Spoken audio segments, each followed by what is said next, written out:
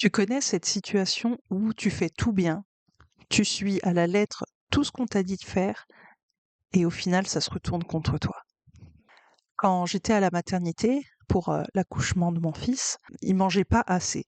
Le truc c'est que mon fils est un particulièrement grand et gros bébé dès sa naissance et je le nourrissais selon ce qu'on me disait de faire. Donc on me disait de lui donner telle quantité tous les X temps et je m'y tenais religieusement. Je faisais tout bien comme il faut, du mieux que je pouvais, pour bien suivre les consignes. Et donc je faisais tout comme on me disait de faire pour bien nourrir mon fils. Et au final, j'avais quand même droit à des remarques me disant qu'il y avait un problème, que ça allait pas comment je faisais. Sachant que, en l'occurrence, je voyais bien que mon fils était affamé.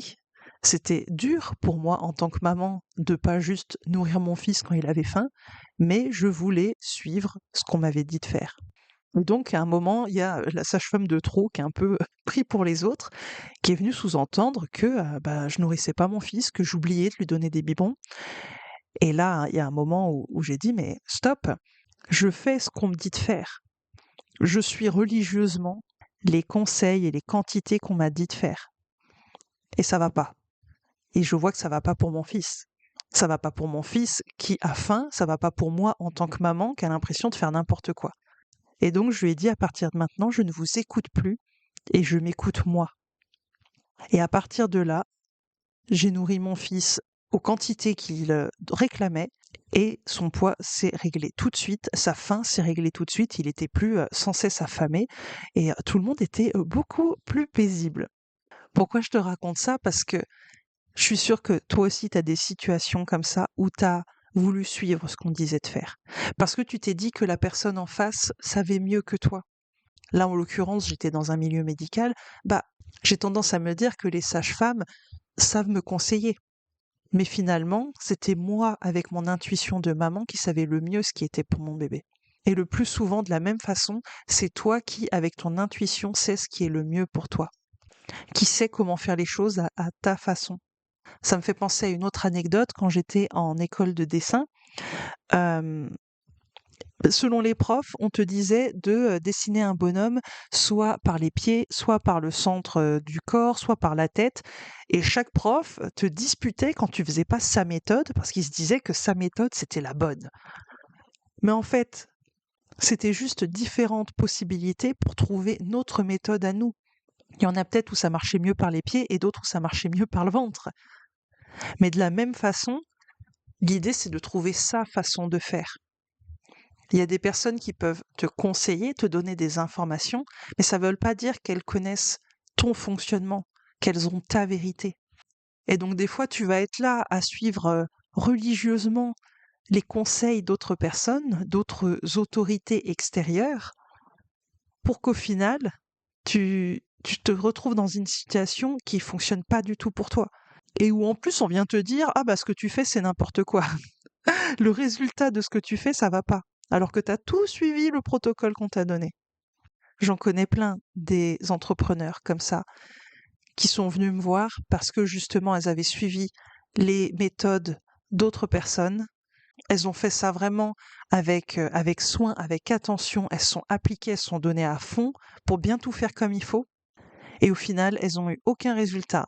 Elles se sont même retrouvées rabaissées par la personne qui proposait la méthode, parfois, avec justement cette idée de ce que tu fais, c'est pas bien, ça va pas, mais je fais ce que tu me dis de faire en fait. Donc pourquoi ça va pas? Et c'est des entrepreneurs qui ressortent dévalorisés en fait, découragés, déprimés. Et moi là, avec mon histoire de, de bébé qui mange pas assez, ça va que c'était mon deuxième bébé et que je sais que mon aîné va très bien et que je suis une bonne maman. Mais ça aurait été mon premier bébé, ça aurait été d'une telle violence qu'on vienne sous-entendre que je ne sais pas nourrir correctement mon enfant. Et donc de la même façon, quand tu es là à donner tout ton cœur pour suivre les conseils d'autres personnes et qu'à la fin ces mêmes personnes viennent te dire que ce que tu fais c'est n'importe quoi, ça rend grognon quand même, hein, on va pas se mentir. Donc se rappeler qu'il y a des méthodes, il y a des conseils, mais à la fin du compte, c'est à toi de trouver ta méthode, c'est à toi de trouver ta manière de faire, c'est à toi de te faire confiance pour découvrir ce qui fonctionne pour toi. Si ça marche pas pour toi, si t'as pas les résultats que tu veux, c'est peut-être parce que tu es en train d'appliquer ce que quelqu'un d'autre te dit de faire qui ne fonctionne pas pour toi. C'est pas toi le problème, c'est ta façon de t'y prendre. Donc si ça te parle, invitation à te recentrer sur toi, sur intuitivement qu'est-ce que tu aurais envie de faire si t'écoutes pas l'extérieur, si t'arrêtes de suivre les il faut des autres, si t'arrêtes de croire que l'extérieur a plus de d'autorité, plus de vérité entre guillemets que toi. Qu'est-ce qui changerait aujourd'hui? Qu'est-ce que tu ferais différemment? Qu'est-ce qui serait différent si tu te faisais confiance? Je te remercie pour ton écoute jusqu'ici. Si ce partage t'a plu, je t'invite à rejoindre ma newsletter pour recevoir les messages exclusifs que j'écris et ne partage que là-bas. Tu peux également visiter mon site pour découvrir les possibilités d'aller plus loin avec moi et voir si l'une d'elles t'attire aujourd'hui. Merci encore pour ta présence et pour ton écoute et à bientôt pour un prochain épisode.